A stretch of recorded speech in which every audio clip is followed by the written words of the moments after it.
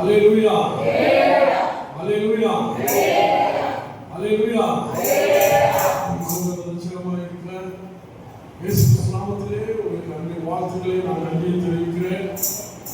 இந்த நாளிலே உங்களோடு கூட இருக்க கர்த்தர் எனக்கு மாறாக்கிற எல்லா தயவு நினைத்து நான் ஆண்டவருக்கு நன்றி செலுத்துகிறேன்.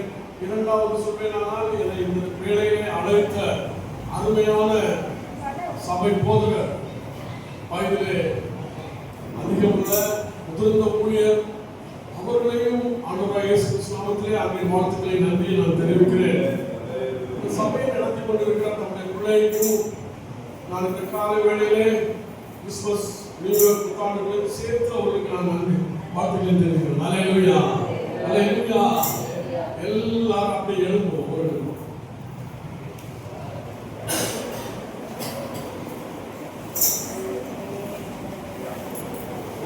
எல்லாரும் தலைமை இந்த வேளையில நீங்க தேவ சமூகத்தில் உங்களை உயிர்த்து ஆராய்ந்து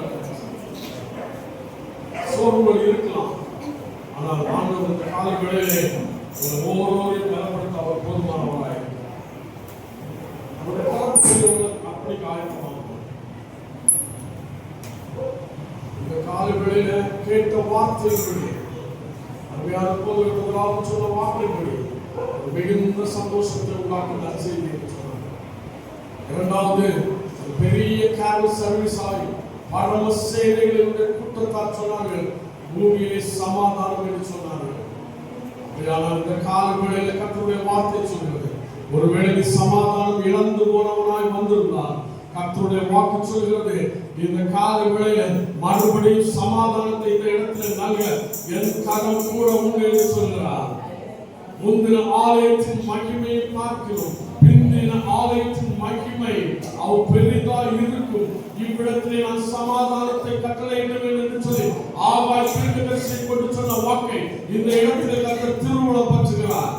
இந்த இடத்திலே வருகிற அநேக சமாதான கேடுகளை கர்த்தர் இந்த கால வேளையில் மாற்ற அவர் போதுமானவராய் இருக்கிறார். நீங்கள் உங்களுடைய காரியங்களை கர்த்தருடைய கரத்தில் கொடுங்க.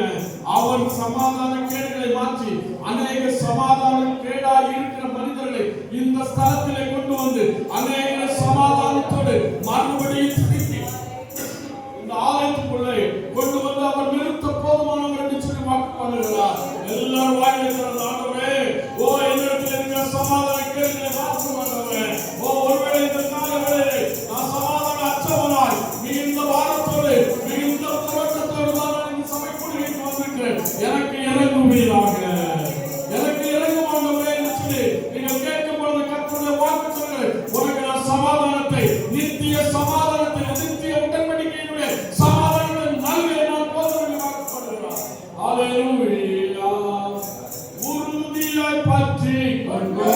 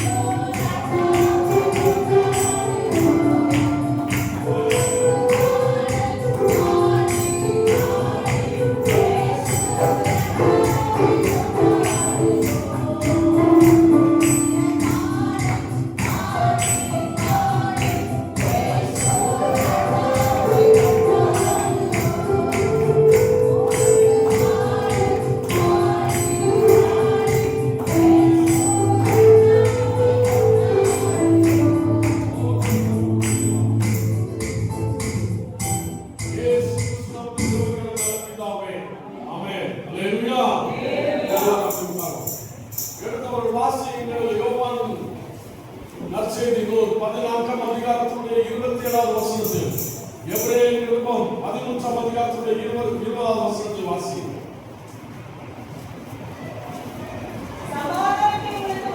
சமாதானத்தை உங்களுக்கு வைத்து போகிறேன், என்னுடைய சமாதானத்தை உங்களுக்கு கொடுக்கிறேன்.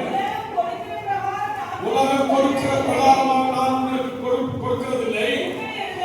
உங்கள் இருதயம் கலங்காமலும் பயப்படாமலும் இருப்பதாக.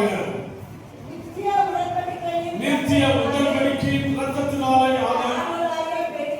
ஆடுகளாய பெரிய மேய்ப்பனாக நம்முடைய கர்த்தராகிய இயேசு மரித்தோரிலிருந்து தேவன் பண்ணின சமாதானத்தின் தேவன். அல்லேலூயா, அல்லேலூயா. வேதம் சொல்கிறது, இந்த நாளிலே நாம் எல்லாரும் கிறிஸ்துமஸை கொண்டாடி கொண்டிருக்கிறோம். இயேசு பிறப்பதற்கு முன்பாக ஏசாயா தீர்க்கதரிசி சொன்னார், அவர் சமாதான பிரபு என்று சொன்னார். மீகா சொன்னார், அவரே சமாதான காரணர் என்று சொன்னார். லூக்கா 2ஆம் அதிகாரத்தினுடைய 14வது வசனத்தில் சொல்லப்படும் போது, உன்னதத்தில் இருக்கிற தேவனுக்கு மகிமை, பூமியிலே சமாதானம் என்று சொல்லப்பட்டார்கள். அல்லேலூயா, அல்லேலூயா. அப்படியே வேதம் சொல்கிறேன், ஆண்டவரே இயேசு சொன்னார், என்னுடைய சமாதானத்தை நான் உங்களுக்கு வைத்து போகிறேன் என்று சொன்னார். உலகம் கொடுக்கிற மாதிரி அல்ல. வேற கொஞ்சம் முன்னால் போனீங்கன்னா 13ஆம் அதிகாரத்திலே இயேசுவும் அவருடைய சீடர்களோடு சேர்ந்து பஸ்காவை ஆசரிக்கிறார். ஆசரித்து முடித்த பின்பாக 11 faithful disciple மாத்திரம் இயேசுவோடு கூட இருந்தார்கள். 13ஆம் அதிகாரத்தினுடைய 28ஆம் வசனம் வாசிப்பீங்கன்னா வாசிக்க வேண்டாம், சொல்லிட்டு போகிறேன்.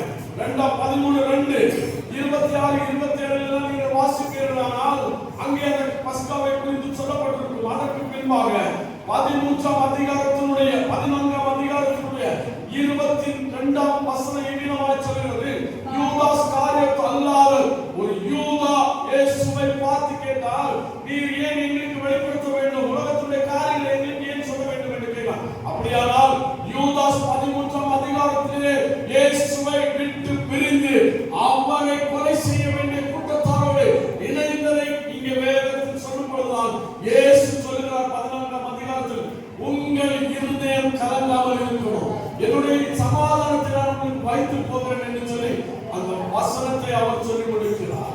அல்லேலூயா, அல்லேலூயா. அப்படியானால் உலகத்திலே 2 விதமான சமாதானம் உண்டு. ஒன்று உலகம் கொடுக்கிற சமாதானம், இரண்டாவது ஆண்டவர் கொடுக்கிற சமாதானம். உலகம் கொடுக்கிற சமாதானம் சில நிமிடங்களே மாத்திரம்தான் இருக்கும். உலகம் மாயைக்குள் சிக்கிக் கொண்டிருக்கிறது.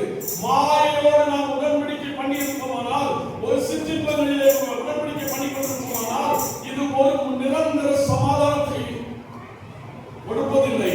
ஆனால் ஆண்டவரை நீ சொந்த ரட்சகராய் சேகரிக்கும் பொழுது, இந்த கிறிஸ்துமஸ் பண்டிகையை ஆராதிக்கிற வேளையில் கிறிஸ்து உன்னுடைய இருதயமாகிய ஆலயத்திலே அவர் பிறந்திருப்பதானால் உனக்கு சமாதானம். அல்லேலூயா. சமாதானத்தை கொடுக்கிறார் இயேசு இந்த உலகத்திற்கு வந்தார். அல்லேலூயா. மனிதன் கொடுக்கிற சமாதானம் அல்ல. ஒருவேளை நீ செல்போனிலே பார்க்கிற ஒரு சில நிமிடங்கள் சமாதானமாக இருக்கும், ஆனால் அது நிரந்தர சமாதானம் அல்ல, அது அநித்தியமான சமாதானம். ஆனால் என் ஆண்டவர் சொல்கிறார், நான் உனக்கு நித்திய சமாதானத்தை நான் அருளப் போகிறேன். அல்லேலூயா. பிலிப்பியர் 4ஆம் அதிகாரத்திலே 6-7 வரைக்கும் நீங்கள் வாசிப்பீர்களானால் அங்கே ஒரு காரியத்தை குறித்து வேதம் சொல்கிறது. நீங்கள் ஒன்றுக்கும் கவலைப்படாமல் எல்லாவற்றையும் குறித்து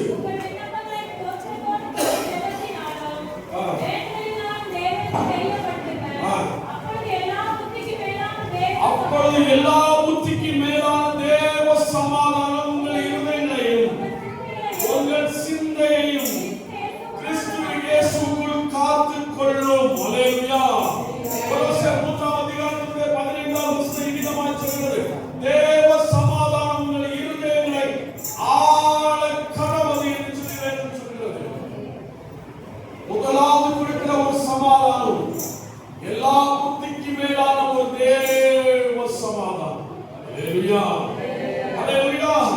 சங்கீதங்களின் புத்தகம் 119 சங்கீதத்தினுடைய 165 வசனம் இவ்விதமாய் சொல்கிறது, உம்முடைய வேதத்தை நேசிக்கிறவர்களுக்கு மிகுந்த சமாதானம் உண்டு. அல்லேலூயா, அல்லேலூயா. 2 சாமுவேல் புத்தகம் 23 அதிகாரத்தினுடைய 2வது வசனம் இவ்விதமாய் சொல்கிறது, கர்த்தருடைய ஆவியானவர் என்னை கொண்டு பேசினார், அவருடைய வசனம் என் நாவில் இருந்தது. Hallelujah. And his word was in my tongue என்று சொல்லி ஆங்கிலத்தில் சொல்லப்பட்டிருக்கிறது. ஒவ்வொரு கிறிஸ்தவனுடைய வாயில் இருக்க வேண்டிய வார்த்தை தூஷணமான வார்த்தை அல்ல. என் ஆண்டவர் உனக்கு தந்திருக்கிற பரிசுத்த வேதாகமத்தினுடைய வார்த்தை மாத்திரம்தான் உன் வாயிலிருந்து புறப்பட வேண்டும். Hallelujah. தாவீதுக்கு அநேக நெருக்கடியான சூழ்நிலை வந்தது, சமாதான கேடுகள் வந்தது, தன்னுடைய பிள்ளை நிமித்தமாய் சமாதான கேடு வந்தது. ஆனால் தாவீது ஒருபொழுதும் என் ஆண்டவரை தூஷிக்கவில்லை. நம்மில் அநேகருடைய சூழ்நிலை அதுதான். ஏதோ ஒரு சம்பவத்தின் நிமித்தமாய் குடும்பத்தில் நீ சமாதான கேடு அடைந்த உடனே என் ஆண்டவரை வேண்டாம் என்று நீ தூர தள்ளுகிறாயே. என் ஆண்டவர் சொல்லுகிறார், நான் உன்னை ஒருபொழுதும் தள்ளவில்லை. ஒருவேளை உனக்கு சிக்ஷை வந்திருக்கலாம், பிரச்சனைகள் வந்திருக்கலாம், சமாதான கேடும் ஜீவனத்தில் வந்தால், ஆனால் என்னுடைய சமாதானத்தை உனக்கு நான் வைத்து போயிருக்கிறேன் என்று சொல்வார். ஒருபொழுதும் சமாதானத்தை எடுத்து போட வரவில்லை. அல்லேலூயா, அல்லேலூயா. சங்கீதங்களின் புத்தகம் 119 சங்கீதத்தினுடைய 92வது வசனம் இவ்விதமாய் சொல்கிறது, உமது வேதம் என் மனமகிழ்ச்சியாய் இராதிருந்தால் என் துக்கத்திலே நான் அழிந்து போயிருப்பேன். அல்லேலூயா. கழிந்த நாட்களிலே நான் என் மனைவிக்கு உடல்நிலை சரியில்லாத போது மிகவும் நான் சோர்ந்து போய் உட்கார்ந்திருந்தேன். ரிசல்ட்டுகள் ஒன்றொன்றன் பின்னாக மாறிக்கொண்டு வந்தது. மருத்துவமனையினுடைய ரிசல்ட்டுகள். இதற்கு இடையிலே எங்களுடைய சண்டே கிளாஸ் ஆனிவர்சரி நடத்த வேண்டும். அவளை நான் பார்ப்பேன். ஆனால் ஒரு ஒன்றுமே அறியாத ஒரு ஆட்டுக்குட்டி எப்படி துள்ளி மறைந்து தன்னுடைய வீட்டிலே அலையுமோ அதுபோல் அவள் அலைந்து கொண்டிருந்தார்.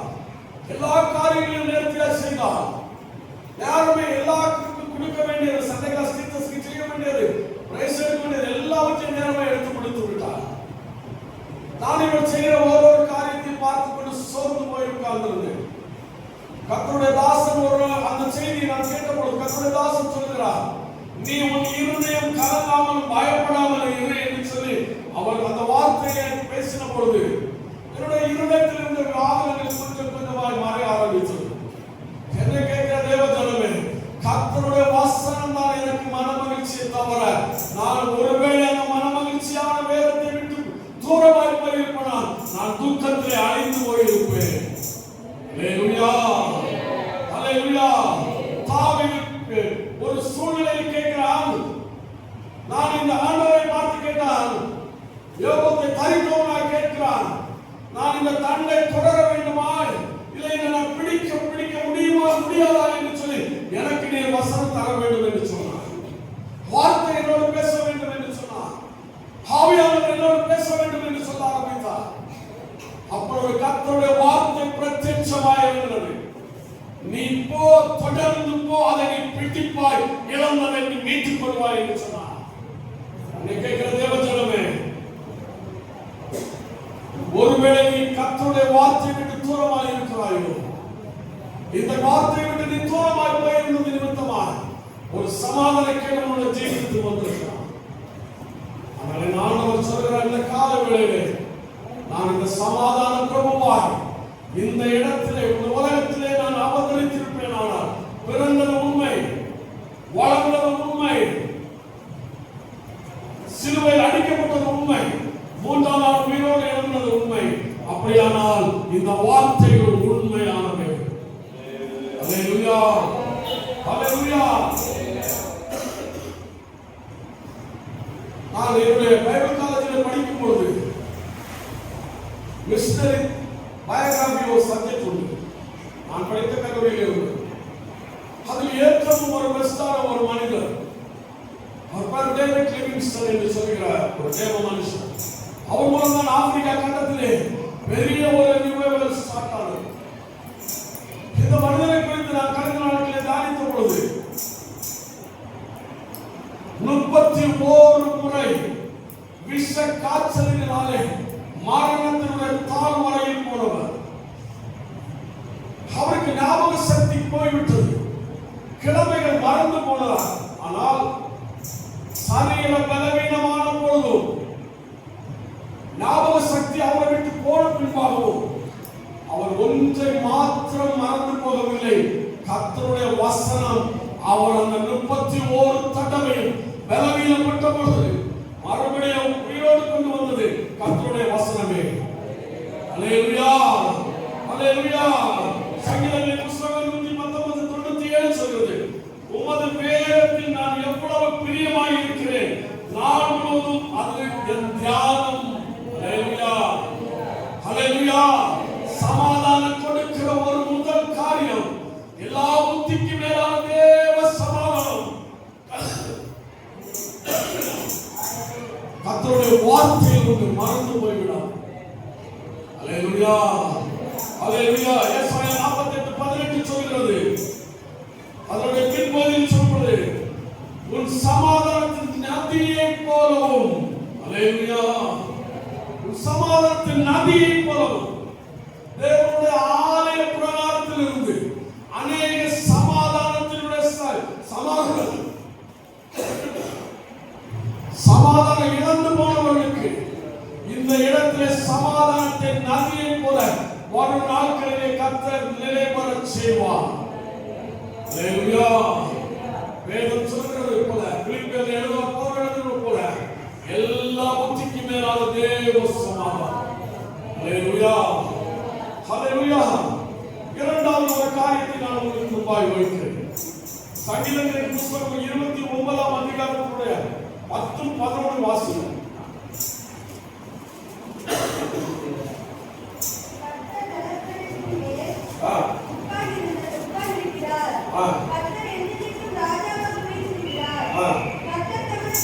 கர்த்தர் தமது ஜனத்துக்கு பலம் கொடுப்பார்,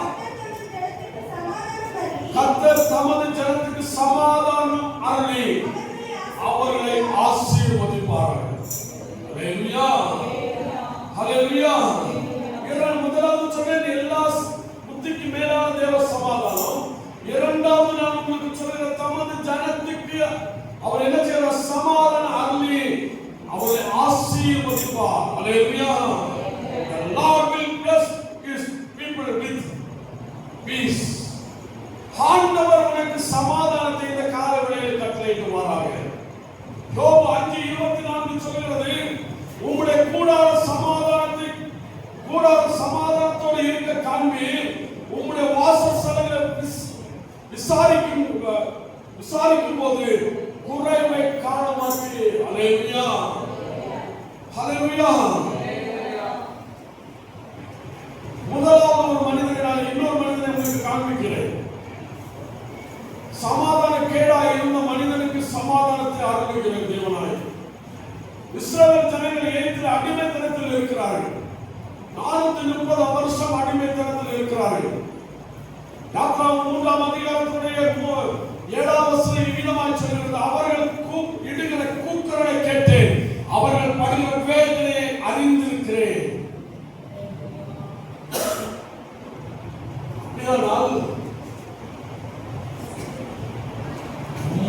யோசேப்பு இருக்கிற வரைக்கும் அந்த ஜனத்துக்கு எந்த பிரச்சனையும் இல்லை. ஆனால் இப்பொழுது அவர்களுக்கு சமாதான கேடு வந்தது. 5ஆம் அதிகாரத்தில் நீங்கள் வருவீர்களானால் அங்கே ஒரு காரியம் சொல்லப்பட்டிருக்கிறது. ஆளோட்டில் நிமித்தமாய் சொன்னார், ராஜா சொல்லியிருந்தால் அவளுக்கு நீ எதையும் நீ கொடுக்க கூடாது, அவளுக்கு மக்கள் அவனை தேடி பறக்கி செங்கல் சொல்லட்டுமே என்று சொல்லி. என்ன கேட்கிற தேவ ஜனமே, வேறு ஸ்தலங்களிலே சரியான கூலி கிடைக்காதபடிக்கு வருத்தப்படுகிற அநேகர் இந்த உலகத்தில் உண்டு. காலையிலிருந்து இரவு வரைக்கும் வேலை செய்கிறார்கள். ஆனால் கிடைக்கிற அமௌண்ட் சொற்பமான காரியம். அவர்கள் சொல்கிற ஒரு வாக்கு, நான் இத்தனை மணி நேரம் வேலை பார்த்து இவ்வளவுதான் எனக்கு வருமானமா? வேறு ஸ்தலங்களில் இருக்கிற வேலை மாற்றங்கள், கூலி நிமித்தமாக வருகிற பிரச்சனை. இஸ்ரவேல் ஜனங்கள் கதற ஆரம்பித்தார்கள். என்னை கேட்கிற தேவ ஜனமே, நீ பகல் முழுவதுமாய் வேலை செய்து விவசாயம் செய்திருக்கிறார். ஏதோ ஒரு வழியில் நீ வேலை செய்கிற இடத்திலே உனக்காய் சுரண்டப்படுகிற அனுபவம் இருக்குமே. ஆனால் கர்த்தருடைய வார்த்தை சொல்கிறது, இனி வரும் நாட்களிலே நீ உன்னுடைய கூக்குரலை கர்த்தர் கேட்டது நிமித்தமாய் உன்னுடைய சம்பத்தை கர்த்தர் ஆசீர்வதிக்க போகிறார். ஹல்லேலூயா, ஹல்லேலூயா. அவர் குறைவை வைக்கிற தேவன் அல்ல. இனி உன் வீட்டிலே வந்து பார்க்கும் பொழுது ஆதார குறைவு இல்லாதபடிக்கு கர்த்தர் நடத்துகிற தேவனாக இருப்பார். ஹல்லேலூயா. அநேக வருடங்களுக்கு முன்பாய் தகப்பனாரை குறித்து நடந்த சம்பவத்தை குறித்து ஒருவர் சொன்னார். என் தகப்பனார் ஊழியத்தில் இருந்த பொழுது யாரும் அவரை அதிகமாக ஏற்றுக்கொள்ள மாட்டார்கள். அவர்கள் நடந்தே போய் ஒவ்வொரு ஊழியத்தையும் செய்து வந்து வருவார்கள். அநேக ஊழியர்களை எழுப்பிவிட்ட ஒரு அருமையான தகப்பனார். அன்று எனக்கு தெரியவில்லை, இன்று எனக்கு தெரியும். ஒரு மனிதனை நான் பார்த்த பொழுது அவர் கூப்பிட்டு சொன்னார், உங்க அப்பா செய்த ஒரு காரியம் தெரியுமா அவருக்கு அப்படின்னா. நான் சொல்ல தெரியல அப்படின்னா. ஆனால் உங்களை நான் பார்க்க வேண்டும் என்று சொல்லி நெடுநாளாக விருப்பப்படுகிறேன். இதுதான் நான் உங்களை பார்க்க வேண்டும் சொன்ன ஒரு வாக்கு.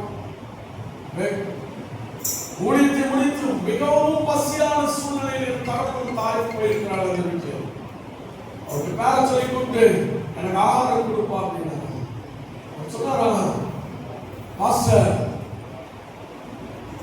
இருக்கிற கஞ்சி ஊத்திக்குவாப்பா அப்படின்னா. நேற்று முதல் சொன்னார். இல்லை நீ கொடு, நான் சாப்பிடுகிறேன்.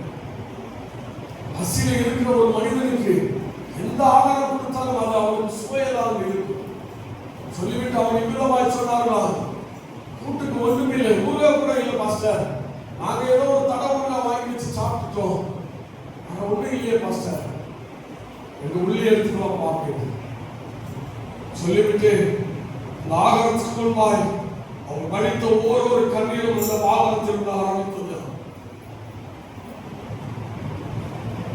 சொல்லி தள ஆரம்பித்தார். சொன்ன வாக்கு இவ்விதமாய் சொன்னார், அன்றிலிருந்து இன்றைக்கு வரைக்கும் எனக்கு வருமானத்துக்கு ஒரு குறைவு இல்லை, என்னை கர்த்தர் சம்பூர்ணமாய் வைத்திருக்கிறார். என்னை கேட்கிற தேவஜனமே, ஒருவேளை நீ ஆரம்பத்தில் சமக்கூலி நிமித்தமாய் சமாதானக்கேடு அடைந்தவனாய் இருக்கலாம். வேலை பழகினாலே நீ வேலை செய்வதற்காக சமமான கூலி கிடைக்காமல் போயிருக்கலாம்.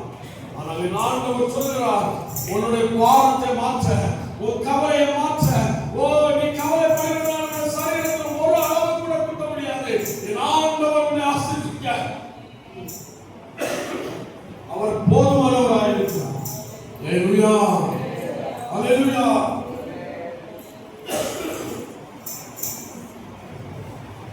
இரண்டாவது ஒரு அருமையான தாயாரை நான் உங்களுக்கு முன்பாக வைக்கிறேன்.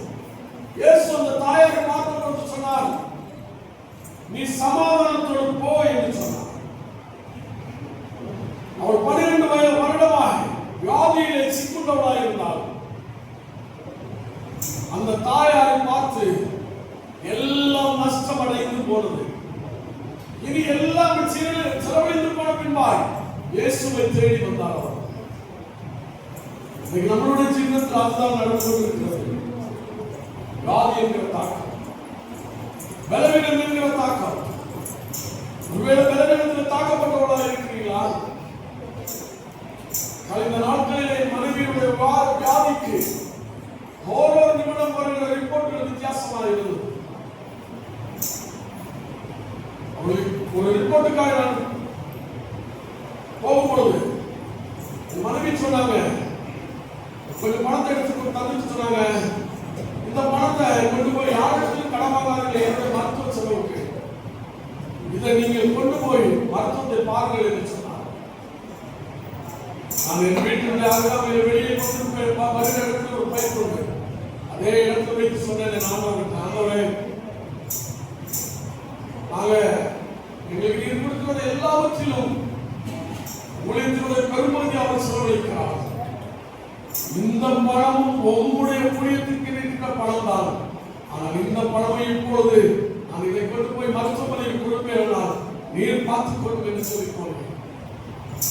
என்னை கேட்கிற தேவஜனமே, ஒருவேளை வியாதியினுடைய தாக்கத்தில் வந்திருக்கிறாயோ, இந்த பெரும்பாலுள்ள ஸ்திரீயை போல வந்திருக்கிறாயோ, என் ஆண்டவர் சொல்கிறார், எகிப்திற்கு வந்த எந்த வியாதியை நான் உனக்கு வர பண்ணேன் என்று சொன்னாரே, இந்த வியாதி நிமித்தமாக நீ சமாதான கேடு அடைந்து போயிருக்கலாம்.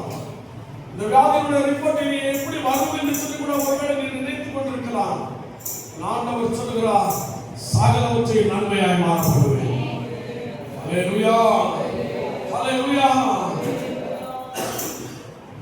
கர்த்தருடைய வஸ்திரத்தோடு இந்த ஆலயத்துடைய மகிமை இந்த ஆலயத்திற்குள் உண்டு. ஆனால் அந்த வஸ்திரத்தின் தொங்கல் இருக்கிற மகிமை உன்னை படும் பொழுது உனக்கு அநேக வியாதியில் இருந்து சுகம் பெறுகிற ஒரு அனுபவத்தை நீங்கள் காண்பீர்கள். ஹல்லேலூயா, ஹல்லேலூயா. யோபு 5ஆம் அதிகாரத்தில் எல்லாம் முடிந்து போனது.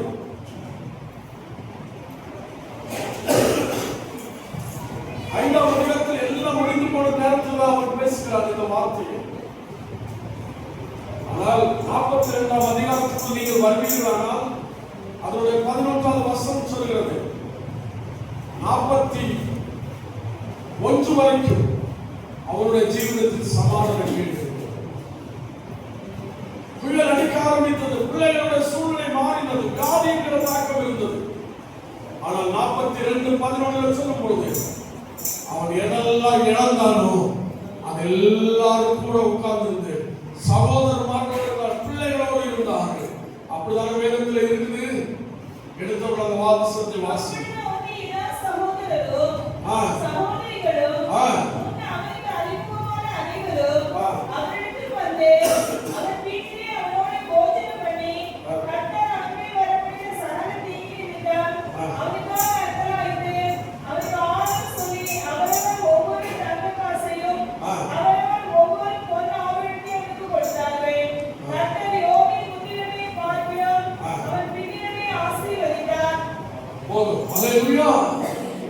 எல்லாம் இழந்தவன் பாருங்க, சரீரம் வியாதினால எல்லாத்தையும் இழந்தவன் இப்ப பாருங்க எல்லாவற்றையும் இரத்தத்தனையாய் பெற்றவன், சரீரம் வியாதி மாற்றப்பட்டவனாய் இப்பொழுது அங்கே உட்கார்ந்து இருக்கிறான். அதாவது யோபு 5:24 சொல்கிறது, உம்முடைய கூடாரத்தில் சமாதானத்தோடு இருக்க காண்பீர். ஹல்லேலூயா. இந்த நாளில் உங்களுக்கு சொல்ற ஒரு வாக்கு உண்டானா, யோபோடு கூட இருந்த தேவன் யோபுவை காட்டிலும் நமக்கு எத்தனையோ நன்மை செய்தவர். ஒரு குடும்பத்தில் சமாதான கேடு இருந்தால் கர்த்தர் சமாதான கேடு மாற்றினார். ஹல்லேலூயா, ஹல்லேலூயா. இயேசு சீஷர்களோடு போகிறார். அங்கே ஒரு புயல் வீச ஆரம்பித்தது. இந்த புயல் நடுவில் இருந்து சொல்றாங்க, அங்க சொல்றாங்க, மடிந்து போகிறது உங்களுக்கு ரொம்ப சந்தோஷமா இல்ல, நாங்கள் மடிந்து போகிறது நமக்கு சித்தமா இருக்குதோ? வேதம் சொல்கிறது அவர் ஜலப்பிரவாகத்தில் வீற்றிருக்கிறவர். அப்படியானால் புயல் அடிக்கிற ஒரு அனுபவத்தோடு இந்த காலவேளையிலே இந்த கிறிஸ்து பிறப்பு பண்டிகையை ஆசரிப்பாயானா உனக்கு எதிராக அடித்துக் கொண்டிருக்கிற அநேக புயல்கள் உண்டு. நீ மடிந்து போக வேண்டும் என்று சொல்லி சத்ரு எத்தனையோ சூழ்நிலைகளிலே உன் தலையை தகர்க்க வேண்டும் என்று சொல்லி பிரத்யட்சத்தோடு உன்னோடு விளையாடி கொண்டிருக்கிறார்.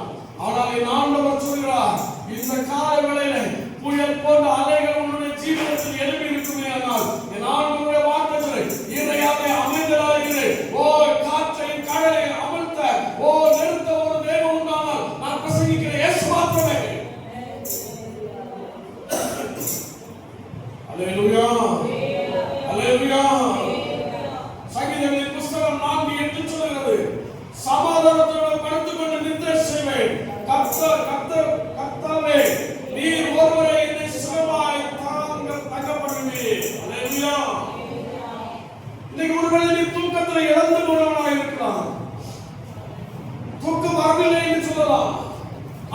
உங்களுடைய ஜீவிதத்தில் அதுதான் பழைய காரியங்களை போட்டு உருட்டிட்டு இருக்கீங்க.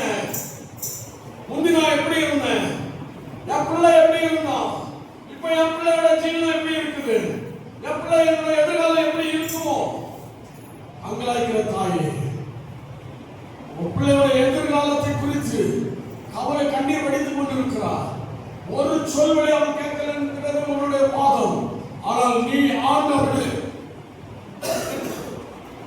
சமூகத்துல உன்னுடைய ஜெபத்தை கூட்ட ஆரம்பி. சகோதரி, பிள்ளைக்காய் வடிக்கிற ஒரு கண்ணீருக்கும் கர்த்தர் பதில் தருகிறவராக இருக்கிறார்.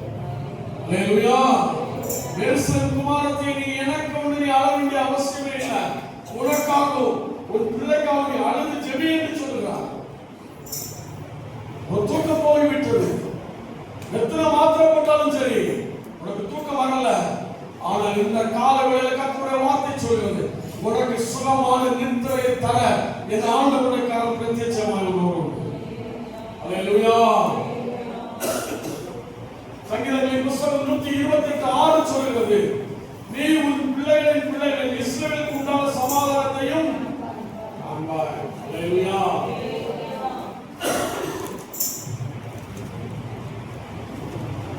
யாக்கோபு மகன் யோசேப்பை ரொம்ப நேசித்தான். ஆனால் யாக்கோபுடைய குடும்பத்தில் ஒரு சமாதான கேடு வந்துச்சு. அவன் சொல்லுகிறான், இனி என் பையனை நான் பார்க்க முடியாது, நான் துக்கத்தோடு மறிக்கிறேன். அல்லேலூயா. அல்லேலூயா. இன்னைக்கு நிறைய பேருடைய சிந்தனை அதுவாதான் இருக்கிறது. என் பிள்ளைகளுடைய காரியத்தை நான் பார்ப்பேன், பிள்ளைகளுடைய எதிர்காலத்தை நான் பார்ப்பேன். நான் இத்தனை காலமாய் நான் அவனை வளர்த்து விட்டேன், எனக்கு ஒரு நன்மை வருமோ இல்லை என்று சொன்னால் நான் கடைசி வரைக்கும் இப்படியே என்னுடைய ஜீவிதத்தை முடிக்க வேண்டுமா? எல்லாரும் போறது போல என் பிள்ளை சம்பவம் நல்ல நிலைமைக்கு வரணுமே என்று சொல்லி கண்ணீர் வடிக்கிறார். இதே போலதான் ஒரு பையன் அவன் இழந்தது நிமித்தமாக கண்ணீர் வடித்துக் கொண்டு சமாதானம் இல்லை அவனுடைய குடும்ப ஜீவிதத்துல. ஆறுதல் எத்தனையோ ஆறுதல் சொல்லியாச்சு, எத்தனையோ மரண கண்ணிகள் அவனுடைய பிள்ளைகளுடைய ஜீவிதத்தில் வந்த பொழுது கூட ஆறுதல் அடையவில்லை. ஆகவே நான் இந்த பிள்ளை என்னுடைய கற்ப பாத்திரத்தில் இருக்கும் பொழுது உமக்கென்று நான் வளர்த்து விடுவேன் என்று சொல்லி தீர்மானிச்ச பெற்றோர் உண்டு. ஆனால் இன்னைக்கு அப்படி அல்ல. நான் வேறு போல என் பிள்ளை வாழட்டுமே, நீ உன்னுடைய ஆதாரத்தை குறைத்தாய், உன் சம்பத்திலே பாதிக்கு மேல் அவனுக்கு கொடுத்து விட்டாய், அப்படியாயிலும் அவனுக்கு நன்றாய் வருவான் என்று நினைக்கிறாய். ஒரு தூர பட்டணத்தில் விட்டு நீ படிக்க வைத்திருக்கலாம். இல்லை என்று சொன்னால் உனக்கு அறியாத இடத்தில் அவன் இருக்கும் பொழுது அவனுக்காக நீ ஏங்குகிறாய். ஒருவேளை நீ கூப்பிடுகிற வேளையிலே அவன் தான் நான் பரவ பேசுகிறேன் என்று சொல்கிற அனுபவம் வரை உண்டு. ஆனால் ஞானி படிக்கிற ஒரு கண்ணீருக்கும் ஆண்டவர் பதில் தரப்போகிறார். நீ அவனிருந்தமாய் பிள்ளையாண்டான் மேலே நீ சமாதான கேடு அடைந்திருப்பாயானால் ஆண்டவர் உனக்கு சமாதானத்தை அருள போகிறார். 17 வயதிலே யோசேப்பை இழந்தவர் தகப்பன் யாக்கோபு. எப்பொழுது பார்ப்பேன், நான் துக்கத்தோடு போக வேண்டும். ஐயோ, அவனுக்கு எத்தனை டேலண்ட் இருந்துச்சு, எத்தனை கிருபைகளை கர்த்தர் கொடுத்தார். வாலிப வயதுல சிறு ஜபம் பண்ணினாலே இன்னைக்கு அவன் ஜபம் இல்லையே. எல்லாரையும் போல அவன் போகிறான்.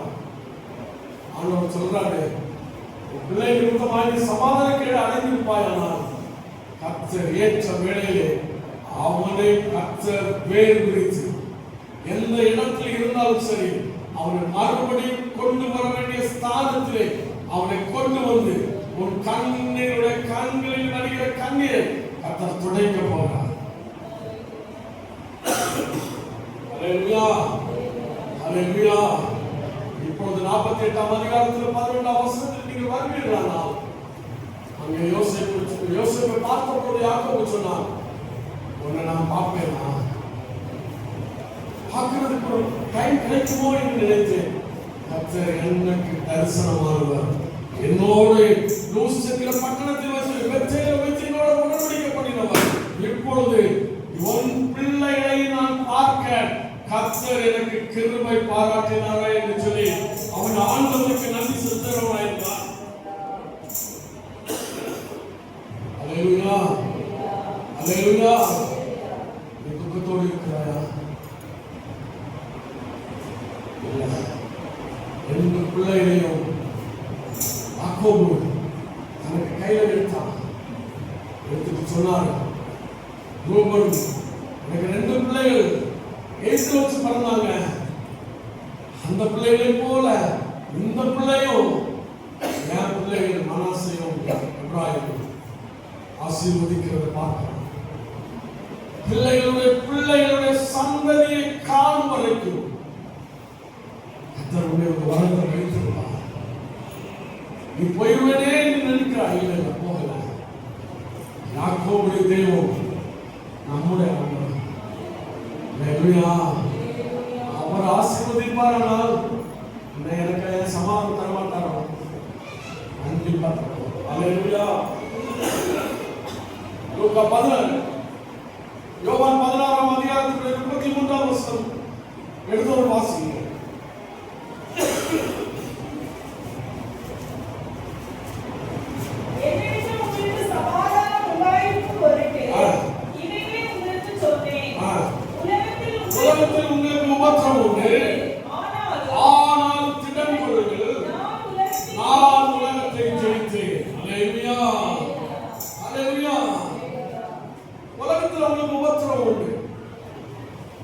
இயேசு பிறந்த பொழுது நெருக்கடியான சூழ்நிலைகள் இருந்தது. ஆனால் இப்பொழுது இயேசுவை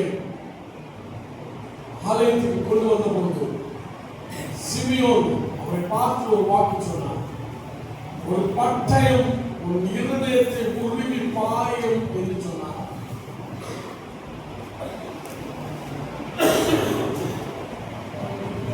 அந்த வார்த்தை சொல்லும் பொழுது மரியாதை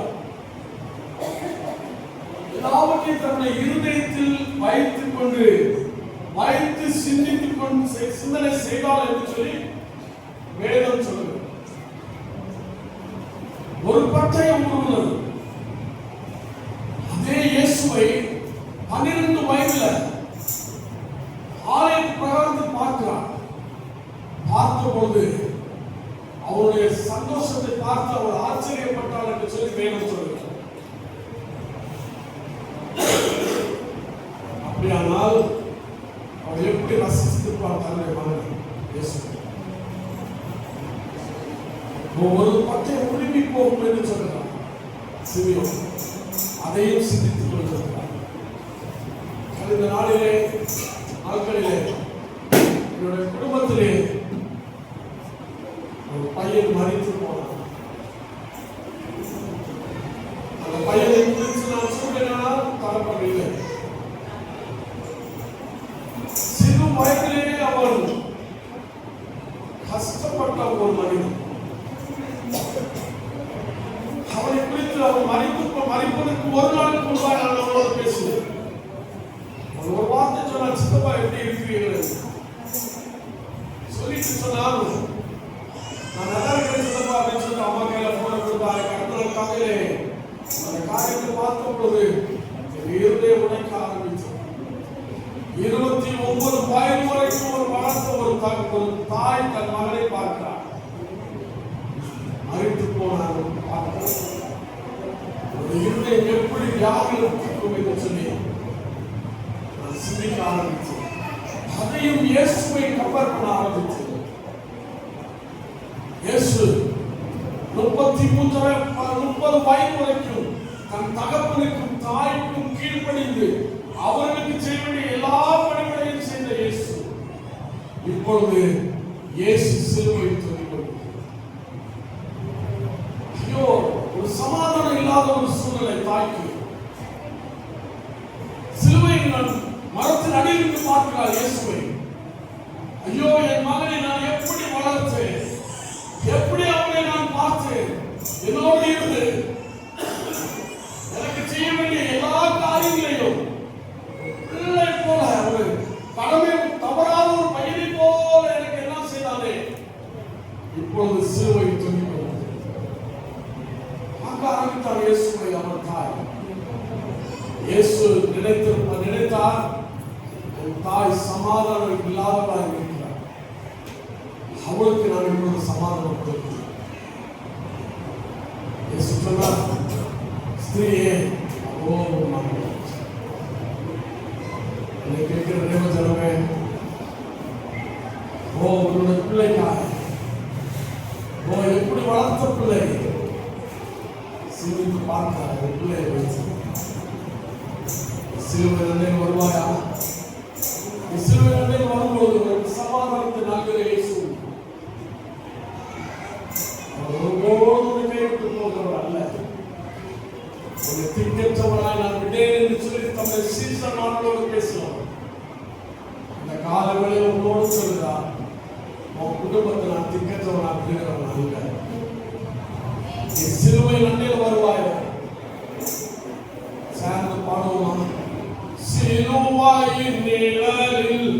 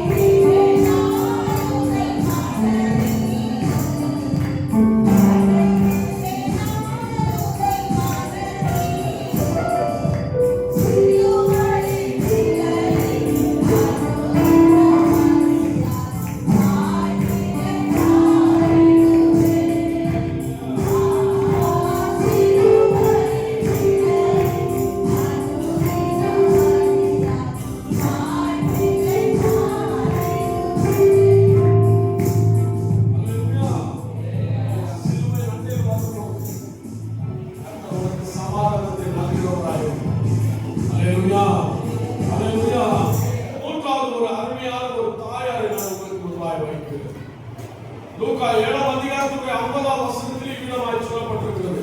அங்கே ஒரு பாவியான ஸ்திரீ இயேசுவை அண்டை வந்தபோது, அல்லேலூயா, அந்த ஸ்திரீயை பார்த்து சொன்னார், இயேசு, விசுவாசம் உன்னை ரட்சித்தது, சமாதானத்தோடு போ என்றார். அல்லேலூயா. ஆதியாகமம் 3ஆம் அதிகாரத்துடைய 8ஆவது வசனம் இவ்விதமாய் சொல்கிறது,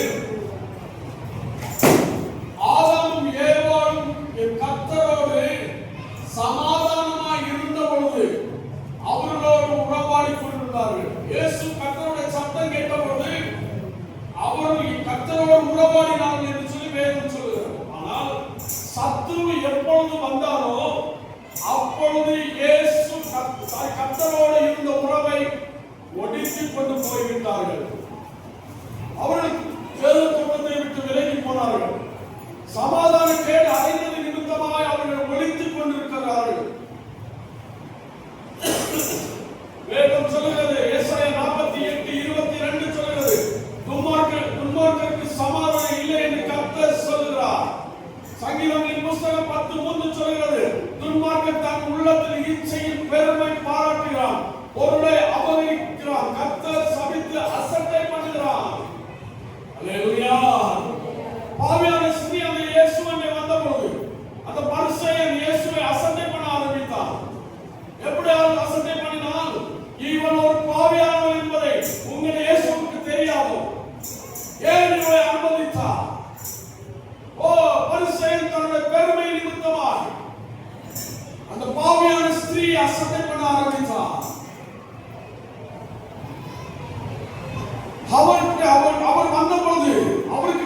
கால்களில் கழுவுவதற்கு தண்ணீர் கொடுக்கவில்லை. ஆனால் இந்த தாய் பாருங்க, தன் கண்ணீரினால் தன் இயேசுவின் பாதத்தை கழுவினார். இயேசுவுக்கு எல்லாம் தெரியும். அல்லேலூயா, அல்லேலூயா. இயேசு ஒருவரை சபித்திருக்கலாம். இவன் பாவியான மனிதன், மதுபானத்துக்கு அடிமையாக இருக்கலாம். எல்லா மனிதனையும் என் ஆண்டவராக இயேசு ஒருபொழுதே சிநேகிக்கிறவர்.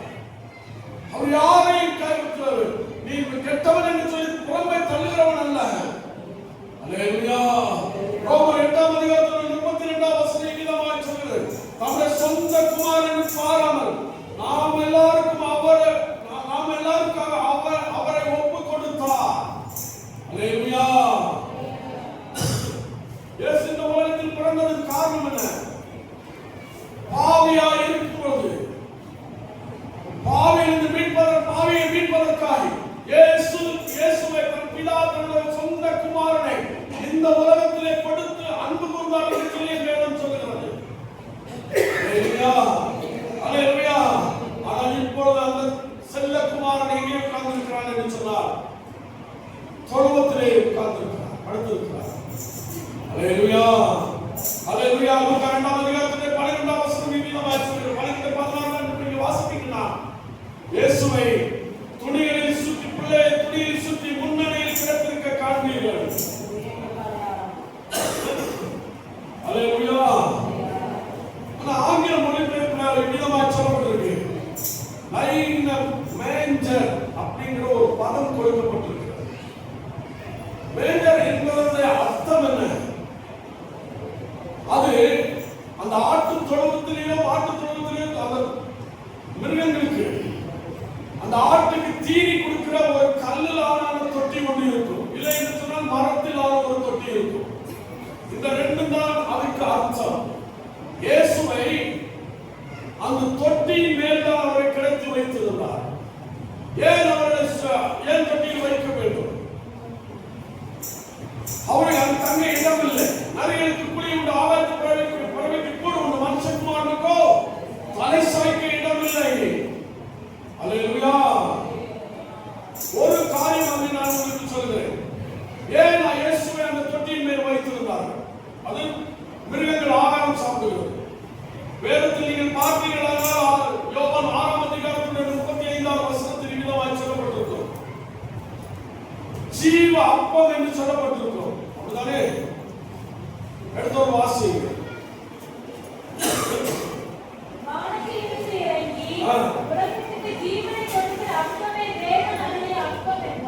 அல்லேலூயா. அப்படியானால் ஜீவ அப்பம் பாத்திரத்தில் வைக்கப்பட்டிருக்கிறது போல இயேசுவை அங்கே வைத்திருந்தார்கள். பஸ்கா ஆட்டுக்குட்டியானவர் பஸ்காவை ஆசரிக்க அவருக்கு அங்கே ஒரு நேமத்தை கொடுத்தார். பழைய பாட்டிலே அவருடைய அப்பத்தை அவர் எடுத்து பீத்து சொல்லும்போது, இது என் சரீரத்திலே என் மாம்சத்தை வாங்கி புசியுங்கள் என்று சொன்னாரே. பஸ்காவை குறிக்கிறது. அல்லேலூயா. பிள்ளை துணியை சுற்றி இருந்ததனுடைய அர்த்தம் என்ன? இயேசுவுடைய பாடு மரணங்கள் வரும்போது, மரித்து அடக்கம் பண்ணப்பட்ட பொழுது அங்கே அவருடைய முழுவதுமாய் சீலைகளினால் சுற்றப்பட்டிருந்ததை வேதம் சொல்கிறது. உயிர் தெழுந்த பொழுது இயேசுவுடைய சரீரத்தில் சுற்றப்பட்டிருந்த அந்த துணிகள் எல்லாத்தையும் அங்கே சுற்றி வைக்கப்பட்டிருந்தது.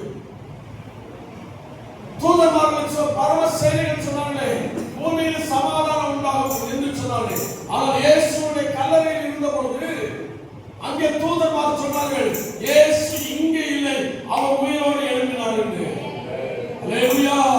அப்படியானால் இயேசுவை அங்கே வைத்திருப்பார்களா? கர்த்தருடைய பஸ்காவை நாம் ஆசரிக்க வேண்டும். அல்லேலூயா.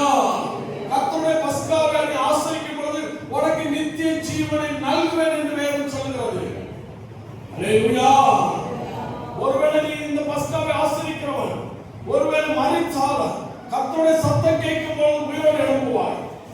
ஒருவேளை நீ மறியாமல் இருப்பாயானால் கர்த்தருடைய வார்த்தை கேட்கும் பொழுது நீ மறுரூபப்பட்டு அவரோடு எந்திரிச்சு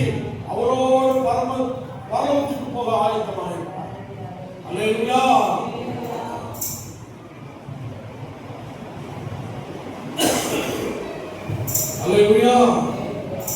வேதம் சொல்கிறது, ஏசாயா 53:5 சொல்கிறது, நமக்கு சமாதானம் உண்டு பண்ணி ஆக்கினை அவர் மேல் வந்தது. அல்லேலூயா. சங்கீதங்களின் புத்தகம் 78:38 சொல்கிறது, அவரை அவர்கள் அழிக்காமல் இரக்கம் உள்ளவர்களாக அக்கிரமங்களை மன்னித்தார். அல்லேலூயா. வேதம் சொல்கிறது, நம்முடைய மீறுதலை எல்லாம் அவர் குறைத்து போனார். அல்லேலூயா. இயேசு சிலுவையில் சிந்தின இரத்தத்தினாலே இரு கரத்தாரையும் ஒன்றாய் இணைத்தார். அல்லேலூயா. அப்ப சிலுவை சிந்தின இரத்தம் பகையாயிருந்த நம்மளை இப்பொழுது என்ன பண்ணியிருக்கிறார்? இணைத்து இருக்கிறது. அல்லேலூயா. அல்லேலூயா. கொலோசியர் 1:20 சொல்கிறது, அவர் சிலுவையில் சிந்தின இரத்தத்தினாலே சமாதானத்தை உண்டாக்கி மூலத்தில் உள்ள பரலோகத்தில் உள்ள அவர் மூலமாக என்ன பண்ணியிருக்கிறார்? ஒப்புரவாக்கி பண்ணியிருக்கிறார். ஏன்னா இயேசுவின் இரத்தம் மாத்திரம்தான் நம்முடைய சரீரத்தினுடைய ரோகங்களை, பாவ குஷ்டத்தை மாற்ற முடியும். அல்லேலூயா. அல்லேலூயா. ஒருவன் ஜலத்தினால் ஆவியினால் பிறவாவிட்டால் தேவனுடைய ராஜ்யத்துக்கு பிரவேசிக்க முடியாது. அல்லேலூயா.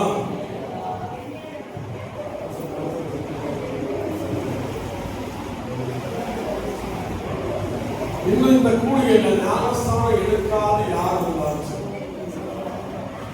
தாழ்மையா உங்கள்கிட்ட சொல்லிட்டு போறோம்.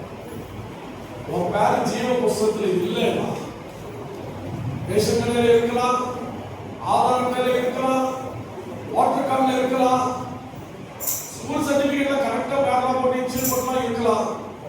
ஆனா ஜீவ புஸ்தகத்துல உன் பேர் இல்லைன்னா கஷ்டமாய் முடிந்து போகிறார். அல்லேலூயா. அல்லேலூயா. எங்க மாமா கேன்சர் நோயில இருக்கும் பொழுது சொன்னார், இங்க எல்லாம் அடிச்சு போனவர் சொன்னார் வார்த்தை, இந்த நோயில நான் செத்தாலும் சாகுறேன், நான் இந்த ஜலத்துல இறங்கி ஞானஸ்தானம் எடுத்துட்டு வரணும்னு சொல்லி மூலிகை ஸ்நானம் எடுத்தவர் தான் என் மாமா. அவர் உடனே ஒண்ணு சாகல, 15 வருஷத்துக்கு மேல இருந்துதான் அவர் மறித்து போனார். இதை கேட்கிறதே சொல்றாங்க, ஞானஸ்தான சத்தியத்துக்கு அல்ல சொல்றாங்க. பிலிப்பு கந்தாய மந்திரியும் பேசிட்டே இருக்கிறாங்க. கந்தாய மந்திரி ஏசாயா 53 எடுத்து பேசுறான், படிச்சுட்டு இருக்கிறாரு. ஆனா பிலிப்பு ரதத்தோடு ஏறுகிறான். ஆவியானவர் சொல்றாரு, ரதத்துல போய் சேருங்க. இது யாரை குறித்து சொல்லப்பட்டிருக்கிறது? சொன்னார், இது இயேசுவை குறித்து சொல்லப்பட்டிருக்கிறது. இயேசு ஜலத்திலிருந்து கரையேறி இருக்கிறாரு. அப்போ சொன்னா, நீ விசுவாசித்தா ஞானஸ்தானம் எடுக்க தடவை இல்லப்பா, நீ இறங்கி தண்ணில, இது தண்ணி இருக்குது, நம்ம இறங்கலாமா? எஸ். அவன் ஞானஸ்தானத்தை எடுத்த பின்வாய் கொடுத்துட்டு பிலிப் ஆவியானவர் கொண்டு போய்விட்டார். வேதம் சொல்லுகிறது, எடுத்தவர்கள் வாசியுங்கள். அப்போஸ்தலர் 8ஆம் அதிகாரத்தினுடைய 39ஆம் வசனத்தை வாசி.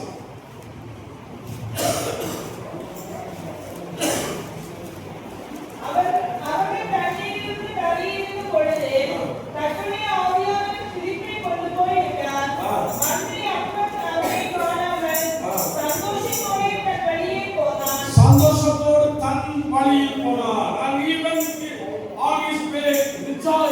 அப்போ எல்லாருக்கும் மிகுந்த சந்தோஷத்தை உண்டாக்கும் நற்செய்தி ஆண்டவர் சொன்னாரே, தூதர்கள் சொல்கிறார்களே, அப்படியெல்லாம் சந்தோஷத்தை உண்டு பண்ணுகிறது எது தெரியுமா? கர்த்தருடைய ஞானஸ்தானம். அல்லேலூயா. பூலோகத்தில் சந்தோஷம், பரலோகத்தில் மிகுந்த சந்தோஷம் உண்டாயிருக்கும். அல்லேலூயா. அல்லேலூயா. நான்காவதாய் நான் ஒரு காரியத்தை சொல்கிறேன். வேதம் சொல்கிறது, உங்கள் இருதயம் கலங்காமல் பயப்படாமல் இருங்கள். ரோமர் 14ஆம் அதிகாரத்துடைய 17ஆம் வசனம் இவ்விதமாய் சொல்கிறது, அது நீதியும் சமாதானமும் பரிசுத்த ஆவியினால் உண்டாகும் சந்தோஷமாய் இருக்கிறது. அல்லேலூயா. And joy in the Holy Ghost என்று சொல்லப்படுகிறது. அப்ப சந்தோஷத்தை கொடுக்கிறது எது? இயேசு இந்த உலகத்தில் வந்த பொழுது சொன்னார், நான் பரலோகத்துக்கு போறேன். அப்படியானால் நான் பரலோகத்துக்கு போன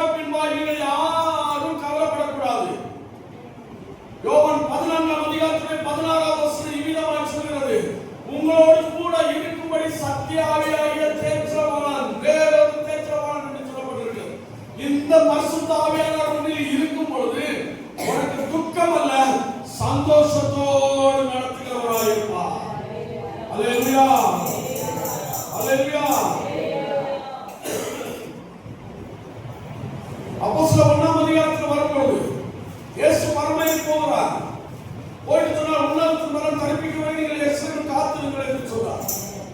காத்திருக்கும் பொழுது அங்கே இருந்தது யாரான யூதருக்கு பயந்து போய் இருந்தவர்களால என்ன பண்ணாரு, எல்லாரும் சேர்ந்து மேல் வீட்டுக்கு வர்றாங்க. அல்லேலூயா, அல்லேலூயா. யூதருக்கு பயந்த பொழுது இயேசு பிரத்யட்சமாய் இறங்கி சொன்னார், பூட்டின அறையில சொன்னார், சமாதானம் என்று சொன்னார். இன்னைக்கு உன்னோட பூட்டி போயிருக்கிற இருதயமாய கதவு சமாதான அபிஷேகத்தினுடைய நிறைவினாலே நிரப்பப்படுவதாக. அல்லேலூயா, அல்லேலூயா. ஆண்டவர் கொடுக்கிற நான்காவது சமாதானம், பரிசுத்த ஆவியானவர் உன்னிலே வியாபரிக்கும் பொழுது உனக்கு பரம சந்தோஷம். அல்லேலூயா, அல்லேலூயா. கடைசியா யோவான் 14ஆம் அதிகாரத்தின் 24ஆம் வசனத்தில் வாசிக்கிறோம். நான் போவேன் என்றும் திரும்பி உங்களிடத்தில் வருவேன் என்றும் போதும். அல்லேலூயா. I am coming back to you. நான் மறுபடியும் திரும்பி வருவேன். அல்லேலூயா. ஆதியாகமம் 41:10 விதமாய் சொல்லப்பட்டிருக்கிறது, சமாதானத்தின் கர்த்தர் வருவனவும் செங்கோல் யூதாவை விட்டு நீங்குவதும் இல்லை, நியாயப்பிரமாணிகள் அவர் பாதங்களை விட்டு ஒளிவதும் இல்லை, ஜனங்கள் அவரிடத்தில் சேருவார்கள். அல்லேலூயா. யோவான் 7:33 சொல்கிறது, இன்னும் கொஞ்ச காலம் நான் உங்களோடு இருப்பேன், உங்களோடு கூட இருந்து பின் என்னை அனுப்பினவரிடத்தில் நான் போகிறேன். அல்லேலூயா. எதற்காக அவர் போகிறார்? பரிசுத்தவான்களை இந்த உலகத்திலே சமாதான வாழ வேண்டிய தேவ பிள்ளைகளை அநேக சமாதான கேடு உண்டாக்கி நிமித்தமாய் பரிசுத்த ஆவியானவர் அவர்கள் வியாபரித்தது நிமித்தமாய் அவர்கள் சமாதானத்தோடு கர்த்தருடைய ஊழியத்தையும் கர்த்தருடைய காரியங்களை செய்தவர்கள் இப்பரிசுத்தவான்கள் இரத்த சாட்சியால் மரித்திருக்கிறார்கள். பார்ப்பட்டவர்களை சேர்க்க இயேசு மத்தியாவிற்கு வரப்போகிறார். இந்த உலகத்தில் அவங்களுக்கு ஒன்றும் நித்தியமாய் இல்லை. எல்லாம் இந்த கூடாரத்தை விட்டு நான் பிரிந்து அவரோடு இருக்க வேண்டும் என்று சொல்லி பவுல் விரும்பினானே. இந்த உலகத்தில் அவர்களுக்கு ஒன்றும் இல்லை, லாபமாய் உள்ள எல்லாவற்றையும் நஷ்டம் குப்பையில் எண்ணினார்கள். இப்ப அவர்களுக்காக இயேசு பிரத்யட்சமாய் பரலோகத்துக்கு போயிருக்கிறார். அல்லேலூயா. 14:2 சொல்கிறது, என் பிதாவின் வீட்டில் அநேக வாசஸ்தலங்கள் உண்டு, அவைகள் இல்லாதிருந்தால் நான் கூட சொல்லியிருக்க மாட்டேன். உங்களுக்காக ஒரு ஸ்தலத்தை ஆயத்தப்பட்ட பின்பு நான் மறுபடியும் திரும்பி வந்து வருவேன். அல்லேலூயா, அல்லேலூயா. என் ஆண்டவர் திரும்பி வருகிற பொழுது அவர் பாவையை சிநேகிக்க வரவில்லை, பரிசுத்தவானை கூட்டிக் கொண்டு போக வருகிறார். ஒரு முறை அவர் பாவத்துக்காய் என் ஆண்டவர் மரித்தாச்சு, ரத்தம் சிந்தினார், போச்சவர்கள் அவரை நிந்தித்தார்கள், பரியாசம் பண்ணினார்கள், அவமானப்படுத்தினார்கள். எருசலேம் குமாரத்தில் கூட பார்த்து அழுது கொண்டுதான் இருந்தார்கள். ஐயோ என் நாயகன் போகிறார் என்று சொல்லி. ஆனால் என் ஆண்டவர் சொல்கிறார், நான் திரும்பி வருவேன். இது யாருக்காக வரப்போகிறேன்? நான் எப்படி பரலோகத்துக்கு எடுத்துக் கொள்ளப்பட்டனோ அப்படியே நான் திரும்பி வருவேன். அல்லேலூயா, அல்லேலூயா. அப்படியானால் இந்த உலகத்திலே சமாதான கேடு நிறைய வரும். அல்லேலூயா. கடந்த நாளிலே எத்தியோப்பியாவில் நடந்த ஒரு எரிமலை குழம்பு வெடித்தது நிமித்தமாய் நம்மளுடைய நாட்டில் இருக்கிற ஹெட்குவார்ட்டர்ஸ் டெல்லியில அதனுடைய துகள்கள் பறப்பது நிமித்தமாய் ஃபிளைட்ல எல்லாம் கேன்சல் பண்ணாங்க. இப்போ ஃபிளைட் பிடிக்க போனவன் இப்ப எப்படி சமாதான கேடா இருக்கிறான்? வேதம் சொல்கிறது, சமாதானம் சௌக்கியம் உண்டென்று அவர்கள் சொல்லும் பொழுது கற்பதையான வேதனை வருகிறது போல அழிவு சடிதியாக அவர்கள் மேல் வரும், அவர்கள் தப்பி போவதில்லை. ஆனால் நீ சமாதான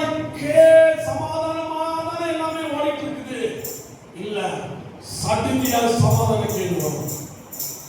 அதற்கு முன்பாய் நீ ஆண்டவருடைய சமூகத்தில் எடுத்துக்கொள்ளப்படுது. அல்லேலூயா. அதுல ஒருத்தரும் தப்ப முடியாது. நீ தப்ப முடியறதுக்கு முன்பாக தான் இயேசு சொல்கிறார், உன்னை நீ பரிசுத்தமாக காத்து, உன் ஜீவிதத்தை பரிசுத்தமாக காத்துக்கோ, உன் குடும்பத்தை பரிசுத்தமாக காத்துக்கொள். நோவா தன் பிள்ளையை கொண்டு கொடுத்தது போல தன் பிள்ளைகளுக்காக நீ ராமனுவாய் பாடுபடு. நீ கண்ணீர் சிந்த வேண்டியது இயேசுவுடைய கரத்துல. என் பிள்ளைகள் அபாத்திரமாய் போய்விடக் கூடாது. என் பிள்ளைகள் சமாதான கேடு அடைந்து நான் மட்டும் பரலோகத்துக்கு போனால் போதாது. என் பிள்ளைகளும் நானும் குடும்பமாய் இந்த தேசமும் நான் கடந்து போக வேண்டும் என்று எத்தனை பேர் வாங்கிக்கிறீங்க? அல்லேலூயா. எல்லாரும் சமாதானம் பண்ணிட்டு தான் இருக்காங்க. யுத்தங்கள் சத்தங்கள் கேட்டு இருக்குது. எவ்வளவு நேரம் சமாதானம் பண்ண முடியும்? சமாதானம் பண்ணி பேச்சுவார்த்தை முடிந்த பொழுது திருப்பியும் அடிக்கிறாங்க, அணுகுண்டுகள் வீசப்படுகிறது. அப்படியானால் என் ஆண்டவருடைய வருகையுடைய காலம் மிக சமீபமாயிற்று. அல்லேலூயா. சமாதானத்தை வைத்துக் கொள்வர் வரும் பொழுது ரகசிய வருகையில் சபை எடுத்துக் கொள்ளப்பட வேண்டும்.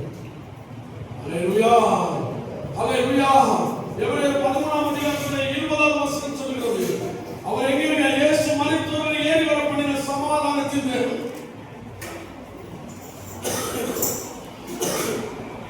ரோமர் 16ஆம் அதிகாரத்திலே 20ஆம் வசனம் நீளமாய் சொல்கிறது, சமாதானத்தின் தேவன் சீக்கிரமாக வந்து சாத்தானுடைய கால்களை கீழ் நசுக்கி போடுவார். அல்லேலூயா. அவர் உலகத்தை ஜெயித்தவர். சமாதான கேடு பண்ணின இந்த சத்துருவை அவர் அழிக்க வரப்போகிறார். அல்லேலூயா. அல்லேலூயா. அல்லேலூயா. 1 தெசலோனிக்கேயர் 5:23 சொல்கிறது, சமாதானத்தின் தேவன் தாமே உங்களை முற்றிலும் பரிசுத்தமாக்குவார். ஆவி ஆத்மா, உங்கள் ஆவி ஆத்மா சரீரம் முழுவதும் நம்முடைய கர்த்தராகிய இயேசு கிறிஸ்து வரும்போது குற்றமற்றவனாக காக்கும்படி. அல்லேலூயா. இதனால் இயேசு வரப்போகிறார். நீங்கள் கிறிஸ்துமஸ் கொண்டாடி கொண்டிருக்கிறீர்கள்.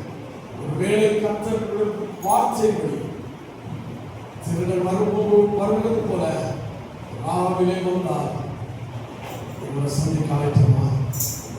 நீ குற்றமற்றவனாக இருக்கிறாயா? ஒன்று கூட உங்களை வைத்து ஆராயாது. அல்லேலூயா. அல்லேலூயா. அல்லேலூயா. உங்களை உறுதியாய் பற்றிக் கொண்ட மனது உண்மையை நம்பி இருக்கிறபடினா பூரண சமாதானம். உலகத்திலே அவனுக்கு சமாதானம் உண்டு. பரலோகத்தில் அவன் சமாதானத்தோடு நித்திய காலமாக யுக காலமாக அவரோடு இருக்கப்படுகிறார். எத்தனை பேர் இந்த சமாதானத்தின் ஆண்டவர் அவருடைய இருதயத்தில் இதுவரையும் இல்லை, நான் ரசிக்கப்பட்ட ஞானஸ்தான அபிஷேகம் எல்லாம் பண்ணிட்டேன், ஆனா என் சமாதானம் இல்லை, அவனுடைய உலகத்தில் வாழ மாட்டேன், பரிசுத்தக்கேடான காரியங்களை என்னுடைய ஜீவிதத்தில் நம்மை பாவம் இல்லை என்று சொல்லுவோம். நம்மை நாம் ரசிக்கிறவா சத்தியம் நம்மளுக்கு இல்லை. சத்தியத்திற்கு நாம் தூரமாய் போயிருக்கிறோம். இந்த சத்தியம் தான் கடைசியிலே என்னை நியாயம் விசாரிக்கும். பிரசங்கிக்கிறவனை ஆகாதது போகாது என்னை நான் அடித்து ஒடுக்க நான் சொல்லுகிறேன். எத்தனை பேர் ஆயத்தமாக அவர் பாடுபட்டவர்களுக்காக பார்ப்போம். அவர் ஒரு ஸ்தலத்தை ஆயத்தம் மறுபடியும் அவங்களை சேர்த்துக்கொள்வோம். இந்த சமாதானத்தின் தேவன் வரும்போது ஆத்மா சரீரம் குற்றமற்றதாக இந்த வழியிலே தேர்ந்தெடுக்கிறது. சமாதானத்தை உங்களுக்கு வைத்து போகிறேன் என்று சொன்னார். என்னுடைய சமாதானத்தை உங்களுக்கு கொடுக்கிறேன்.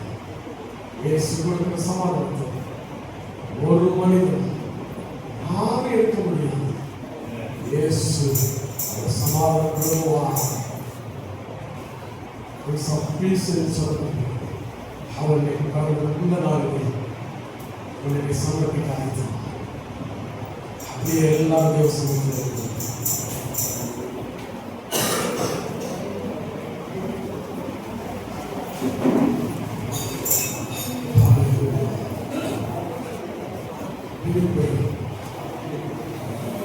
அந்த பிரதானி மந்திரிக்கு ஞானஸ்தானம் கொடுத்த பின்பார் அவன் அப்படியே எடுத்துக்கொள்ளப்பட்டான். பார்க்க முடியல. ஆனா அந்த கங்கையை வந்து சந்தோஷத்தோடு தன்னுடைய வீட்டுக்கு போனான். என்ன கேட்கிற தேவஜனமே, இந்த கூடியில ஜலத்தினால் ஞானஸ்தானம் எடுக்காதபடிக்கு, பாவத்தை விட்டு விலகாதபடிக்கு, உலகம் அநித்தியமானது. ஒரு சில நிமிடம் தான் உன்னோட நண்பர் உன்னோடு கூட இருக்க முடியும். ஆனால் நித்திய நித்திய காலமாய் உன்னோட யாத்திரைப்படுகிற ஒரு நண்பன் உண்டானால் நான் பிரசங்கிக்கிறேன். நீ துக்க கண்ணீர் வடிக்கும் பொழுது அவரும் கண்ணீர் வடிக்கிறவர். நீ எந்த பாடத்தில் வீட்டாக இருக்கிறாய் என்று சொல்லி நீ அனுபவம் உன்னுடைய சிந்தையில் உன்னை சிரித்துக் கொண்டு போவார். என்னுடைய தலைமை போதவர் அடிக்கடி ஒரு வாக்கு சொல்லுவார், சில நண்பனை நீ நம்பாதே, அவர் உன்னை ஏமாற்றுவான், உன்னோடு தான் ரோடு சுத்தி இருப்பான், உன்னோடு விருந்து சாலையில் உட்கார்ந்திருப்பான், எல்லாவற்றையும் அனுபவித்திருப்பான். ஆனால் ரிசல்ட் வரும்பொழுது உன்னை தூங்க வைத்துவிட்டு அவன் ராம் முழுவதும் படித்து அவன் பாஸாய் நல்ல நிலைமைக்கு போயிடுவான். நீ அவன் போன வழியை பார்த்துதான் நீ பார்த்துக் கொண்டிருக்க வேண்டும் என்று சொல்லி என்னுடைய ஆவிக்குரிய தகப்பனார் என்னோட அடிக்கடி சொல்கிற ஒரு வாக்கு உண்டு. என்னை கேட்கிற தேவ பிள்ளை, வாலிபனால் ஒரு சிருஷ்டிகள் தானே. வாலிப தங்கச்சி சர்ச்சுக்குள்ள வரும்பொழுது, வாலிப தம்பி சர்ச்சுக்குள்ள வரும்பொழுது உன் நடையை காத்துக்கொள். நான் உன்னோட பிரத்யட்சமா இன்னைக்கு பேசுகிறேன். ஒருவேளை நான் பேசுறது உனக்கு கடினமா இருக்கலாம். ஆண்டவருக்கு உனக்கு சமாதானத்தை நல்க வேண்டும் என்று ஆண்டவர் விரும்புகிறார். அநேகருடைய இருதயங்கள் சமாதான கேடாய் தான் இருக்கிறது. பாவ பழக்கத்தின் நிமித்தமாக சரீர பலவீனம் அடைந்தவர்கள் உண்டு என்று கூறுகிறேன். கர்த்தருடைய வார்த்தை சொல்கிறேன், உன்னை மறுபடியும் நான் எழுப்பி பிரகாசிக்க என்னுடைய கரம் பிரத்யட்சமாய் உன்னோடு கூட உண்டு. நான் சமாதானத்தின் தேவன், சமாதானத்தை உனக்கு வைத்து போயிருக்கிறேன். உன்னுடைய சமாதானத்தை ஒருபொழுதும் மனிதன் எடுப்பதற்காக தேவனை உன்னை நடத்த போகிறார். நீங்க அர்ப்பணிக்க எத்தனை பேர்கள் ஆயத்தமாக இருக்கிறார்? ஞானஸ்தான சத்தியத்தை ஒருபொழுது அல்லது தட்டுகிற நான் வாய்க்கு உதிர்ந்த பின்பாய் நான் ஓடுகிறேன். என்னுடைய சரீரத்தினுடைய பலவீனங்கள் கூட நான் பொறுப்பெடுக்காதபடிக்கு ஓடிக்கொண்டிருக்கிறேன். எதற்கு தெரியுமா? என்னை பெருமைப்படுத்துவதே அல்ல. என் மேல் கொடுத்த அந்த ஞானஸ்தானத்தின் நிமித்தமாய் தேவன் எனக்கு பகரப்பட்ட அபிஷேகம், என் மேல் கொடுத்த ஊழியத்தோட தாக்கம், அநேகர் மறித்துக் கொண்டிருக்கிறார்கள். கேட்கிற தேவஜனமே, இந்த ராத்திரியிலே ஒருவேளை இதுதான் உன்னுடைய கடைசி ராத்திரியாக இருந்தால் யாரும் உன்னை காப்பாற்ற முடியாது. இன்னைக்கு நீ உன்னை ஒருபடை யாருக்கு என்ன நடக்குது என்று தெரியாது. ஆனால் கர்த்தருடைய கருத்தில் இருப்பாயானால் இந்த லோகம் எனக்கு முக்கியம் அல்ல, எனக்கு பரலோகத்திலே எனக்கு சமாதானம். எல்லாரும் யோகத்திற்காக வாயில விரிவா திறக்காரமே, வாயில திறக்காரமே, வாயில தம்பி, வாயில தங்கச்சி, பெரியவங்க இன்னும் யாராவது இருந்தால் நான் ஒன்று கேட ஆண்டவரே எனக்கு சமாதானம் கேட மாற்றும். இந்த படிப்புல இருக்கிற தோல்வியை மாற்றும். அம்மாவுக்கு நான் கீழ்படுகிறவங்க அல்ல, எழுத்து பேசுகிற சோபம் உண்டு. பழைய மனுஷனை தண்ணீரில் அடக்கம் பண்ணணும். பழைய எல்லாம் ஒழிந்து போடுவேன், எல்லாம் புதிதாக என்று சொல்லப்பட்ட வேத வாக்குகள். பழைய சோதனை தண்ணீர் அடக்கப்பட்டேன். ஹalleluya. என் சமாதானத்தை உனக்கு வைத்து உனக்கு கொடுக்கிற மாதிரி அல்ல, என்னுடைய சமாதானம் உனக்கு நிச்சயத்திற்கு காரணமாக இருக்கு. ஹalleluya.